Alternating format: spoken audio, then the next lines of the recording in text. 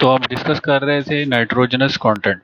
ठीक है, तो अब यूरिया जो है इसमें देखें सबसे ज़्यादा नाइट्रोजन कंटेंट है, और ये फर्टिलाइज़र इसी वजह से यूज़ किया जाता है, प्योरली नाइट्रोजन कंटेंट है इसमें। ठीक है, इसमें फास्फोरस है ही नहीं आपके पास, ना आपके पास पोटाश है। ठीक है, तो ये हमें नाइट्रोजन ही प्रोवाइड कर देता है, सॉलिड फॉर्म में होता है, प्रिल्स की फॉर्म में या ग्रेनुलर्स की फॉर्म में। उसको हम इजीली जो है स्प्रे कर देते हैं, या हम उसको जो है इस तरह छांट देते हैं, जैसे भी आप कह लें, और वाटर करने के बाद फील्ड को इजीली उसे जो है सॉल्युबल फॉर्म में प्लांट उसे इनटेक कर लेता है रूट से। ठीक है, तो ये कुछ कॉमनली यूज जो है नाइट्रोजन फर्टिलाइजर्स है। अमोनिया को बहुत कम इंस्टेंसेस में, ऐसी कोई टेक्नोलॉजी नहीं है, बहुत कम आई है, कुछ कंट्रीज में ये यूज हुए एज अ लिक्विड अमोनिया, वो डायरेक्ट सॉइल में इंजेक्ट कर देते हैं, ताकि उसमें से जो क्योंकि इसमें सबसे ज़्यादा नाइट्रोजन कंटेंट है।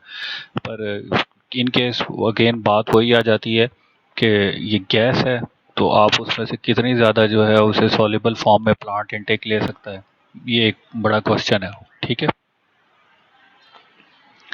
अच्छा, अब फर्टिलाइजर प्रोडक्ट्स जो है हमारे पास, जो नाइट्रोजन बेस के है, वो किस तरह के रूट से हमारे पास आ सकते हैं। अगर आपको सिर्फ यूरिया चाहिए तो यूरिया के लिए आपको अमोनिया अमोनिया आप जो है नेचुरल गैस से प्रोड्यूस कर लेते हैं, और कार्बन डाइऑक्साइड, इन दो से आपके पास जो है यूरिया मिल जाती है आपको यूरिया प्लांट के थ्रू। फिर आपके पास अमोनियम नाइट्रेट है। अमोनियम नाइट्रेट के लिए आपको क्या चाहिए, अमोनिया भी चाहिए और नाइट्रिक एसिड भी चाहिए। ठीक है, ये दो चीज़ें चाहिए, तभी आपके पास जो है अमोनियम नाइट्रेट आ सकती है। लेकिन अगर आप रॉक फॉस्फेट यूज़ कर रहे हैं, नाइट्रो फॉस्फेट यूज़ कर रहे हैं, तो वहाँ से भी आपके पास जो है, आपके पास क्या आ सकता है, कैल्शियम नाइट्रेट आएगा। ठीक है, कैल्शियम नाइट्रेट आएगा, उसको आप फिर कन्वर्ट कर लेते हैं कैल्शियम अमोनियम नाइट्रेट में, कैन में कन्वर्ट कर लेते हैं। सिमिलरली यहाँ पे नीचे दिया हुआ है NPK फर्टिलाइजर्स, ये भी कुछ प्रोड्यूस किए जाते हैं। फिर मेजर ये ऊपर वाले तो हो गए आपके पास नाइट्रोजनस फर्टिलाइजर्स, यहाँ तक जो चार हैं। नीचे आ जाते हैं फॉस्फेट फर्टिलाइजर्स, जैसे DAP, di ammonium phosphate, mono ammonium phosphate, फिर ठीक है ट्रिपल सुपर फॉस्फेट। इनके लिए आपका जो प्रोडक्ट होता है, वो सॉरी रॉ मटेरियल है, वो रॉ मटेरियल हमेशा रॉक है, रॉक फॉस्फेट है। रॉक फॉस्फेट से आप फॉस्फोरिक एसिड बना लेते हैं, सल्फ्यूरिक एसिड बना लेते हैं। फिर उसको फर्दर जो है इन सम इंस्टेंसेस नाइट्रोफॉस्फेट प्लांट से जो आ रही है फीड, उसको यूज़ कर सकते हैं, या आप अमोनिया यूज़ कर लेते हैं। अमोनिया यूज़ करके ये वाले फर्टिलाइजर्स आप प्रोड्यूस कर सकते हैं।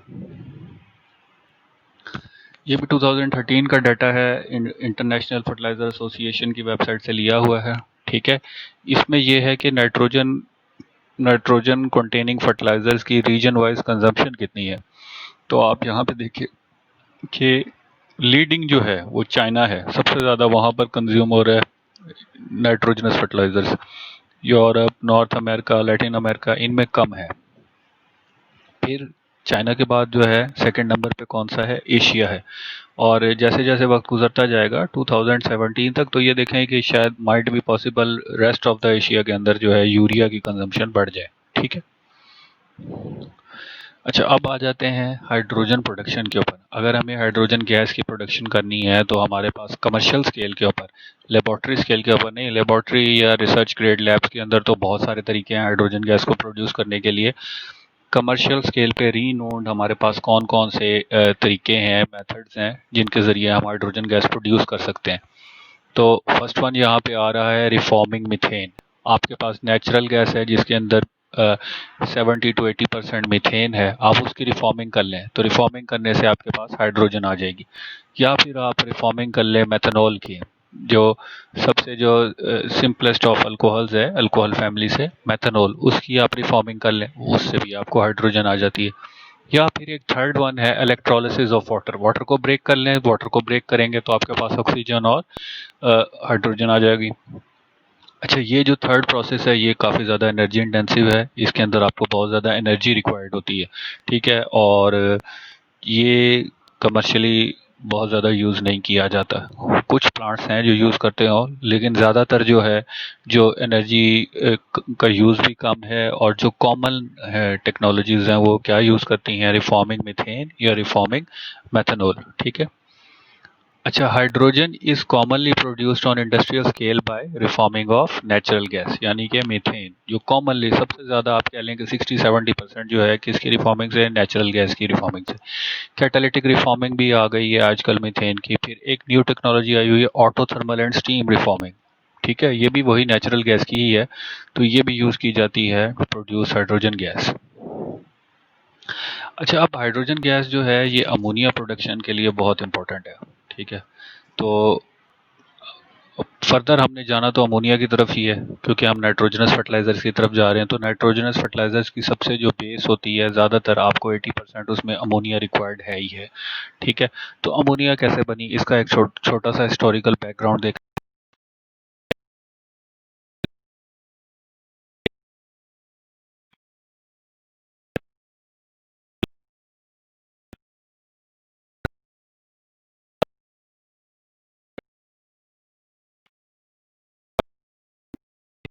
19 सेंचुरी के शुरू से पहले कोई भी ऐसा हाई प्रेशर जो है ना वो प्रोसेस जो है डिवाइस नहीं हुआ हुआ था जिसमें नाइट्रोजन और हाइड्रोजन गैस को कंबाइन किया जाए और अमोनिया गैस फॉर्म की जाए, ठीक है।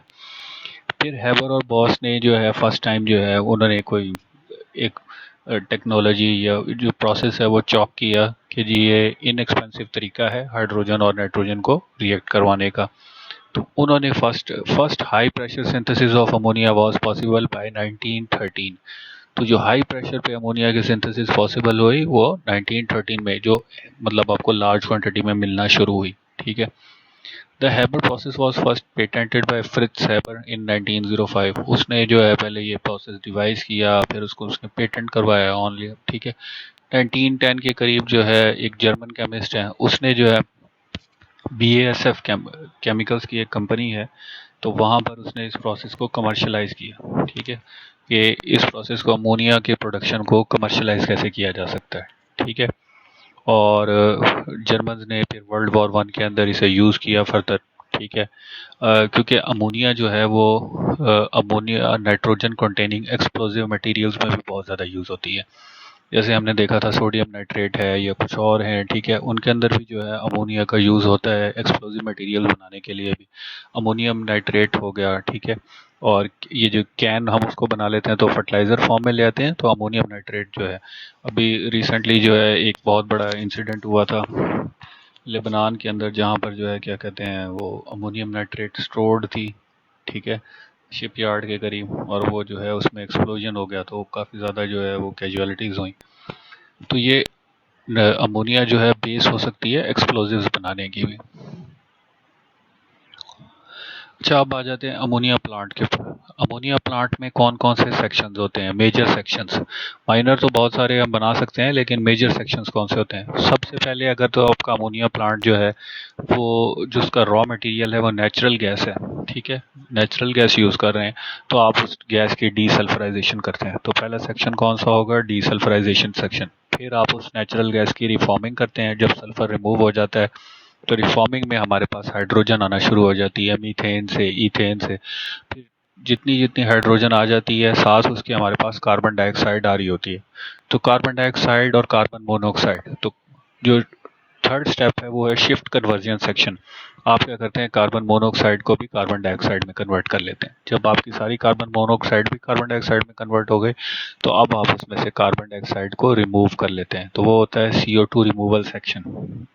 जब आपने वो भी रिमूव कर ली, फिर आपके पास आता है मैथेनेशन सेक्शन। जो कुछ परसेंटेज आपके पास मीथेन की बच जाती है, ठीक है, तो उसको भी जो है आप कन्वर्ट करते हैं, उसको हम क्या नाम दे रहे हैं, मैथेनेशन सेक्शन। फिर आप क्या करते हैं, आपके पास जब ये कन्वर्ट हो गई तो आपके पास हाइड्रोजन आ जाएगी, और एयर से आप जो है एयर सेपरेशन यूनिट यूज़ करके उसमें से नाइट्रोजन ले लेते हैं। नाइट्रोजन ले ली, हाइड्रोजन यहाँ से आ गई नेचुरल गैस की रिफॉर्मिंग से, तो इनको आप जो है हाई प्रेशर पे रिएक्ट करवाते हैं, तो आपके पास अमोनिया सिंथेसिस सेक्शन आता है जो आपका मेजर है, जिसमें अमोनिया प्रोड्यूस होती है, ठीक है। अच्छा, अब इन स्टेप्स में देखा जाए तो आपके पास जो है 5 स्टेप्स ऐसे हैं जिनमें सिर्फ हाइड्रोजन प्रोडक्शन और उसकी जो है प्योरिफिकेशन या उसमें से जो है बाई प्रोडक्ट्स को रिमूव करना है। लास्ट स्टेप ऐसा है कि जिसके अंदर आप नाइट्रोजन से उसे रिएक्ट करवा रहे हैं। तो सबसे जो इनिशियल या फॉर्मल कन्वेंशनल प्रोसेसेस कहते हैं अमोनिया सिंथेसिस के, एक टेक्नोलॉजी थी केलॉग अमोनिया प्रोसेस के नाम से। तो केलॉग अमोनिया प्रोसेस में क्या था, ये आपके पास केमिकल रिएक्शन है, ये इक्विलिब्रियम कांस्टेंट है। कैटलिस्ट जो यूज़ हो सकते हैं आयरन विद प्रोमोटर्स, बेसिक आपका आयरन यूज़ होता है लेकिन उसके साथ प्रोमोटर्स होते हैं जो oxides of aluminium, zirconium, silicon at concentration 3% concentration, potassium oxide at 1% concentration, ये यूज़ हो सकते हैं। अच्छा, और ये जो है जब हम आगे डिटेल में अमोनिया प्लांट करेंगे तो आप देखेंगे कि कैटलिस्ट बहुत वेरिंग नेचर के होते हैं। ठीक है। अच्छा, ये एक बेसिक फ्लो चार्ट है आपका अमोनिया प्लांट का। फीड स्टॉक आया, सल्फर रिमूवल हुई, सल्फर रिमूवल के बाद आपके पास प्राइमरी रिफॉर्मिंग है। ठीक है, प्राइमरी रिफॉर्मिंग में आपके पास CO, CO2 और हाइड्रोजन आ रही है। फिर सेकेंडरी रिफॉर्मिंग है, तो वो जो 10% के करीब 10% इसके अप्रॉक्सीमेटली करीब जो हाइड्रोजन रह जाती है, वो मीथेन रह जाती है अनकन्वर्टेड, उसको भी हम हाइड्रोजन में कन्वर्ट कर लेते हैं। फिर आपके पास कार्बन मोनोऑक्साइड को कन्वर्ट कर रहे हैं CO2 में, फिर CO2 रिमूवल है, फिर मैथेनेशन है। अच्छा, अब मैथेनेशन का स्टेप यहाँ पे देखें। CO2 रिमूवल, कभी भी ऐसा नहीं होता कि सारी की सारी CO2 जो है वो रिमूव हो जाए। तो हम क्या करते हैं, अब CO2 अगर रिमूव ना की जाए आगे अमोनिया सिंथेसिस लूप में जाने से पहले, तो वो वहाँ जाकर जो है अमोनिया बनाने के बजाय वहाँ पे जो है कैटलिस्ट को पॉइजन कर सकती है, आयरन कैटलिस्ट को, और भी बहुत सारे उसके साइड इफ़ेक्ट्स आ सकते हैं। तो हम क्या करते हैं, वो जो अनवांटेड CO2 और CO है उसको कन्वर्ट कर लेते हैं, कन्वर्ट बैक इनटू मीथेन, क्योंकि मीथेन थोड़ी सी इनर्ट है, वो अमोनिया सिंथेसिस लूप में जाकर वैसे हमारे कैटलिस्ट को डीएक्टिवेट नहीं कर सकती। तो ये एक मेथनेशन का स्टेप किया जाता है। फिर अमोनिया सिंथेसिस लूप है, और फिर साथ यहाँ पे आपको पद शो किया हुआ है और लिक्विड अमोनिया आ रही है। ठीक है, ये केलॉग अमोनिया प्रोसेस की एक फ्लोशीट डायग्राम है, ये शरीफ की बुक से ली हुई है। ठीक है, चैप्टर 3.3 फिगर है ये। तो इसमें भी अगेन वही उसी तरह के यूनिट्स शो किए हुए हैं, या तो आप नेफ्था यूज़ करेंगे या नेचुरल गैस करेंगे। Desulphuriser, second primary reformer, secondary reformer, CO2 shift converter, फिर CO2 absorber, stripper, methanator, ammonia converter और ऑल। ठीक है, तो ये आप इसकी डिटेल, इसकी डिस्क्रिप्शन पढ़ना चाहें तो आप शरीफ की बुक से कर सकते हैं। ये MW के लॉ कंपनी के नाम से जो है ये उन्होंने अमोनिया का प्रोसेस डिवाइस किया हुआ था।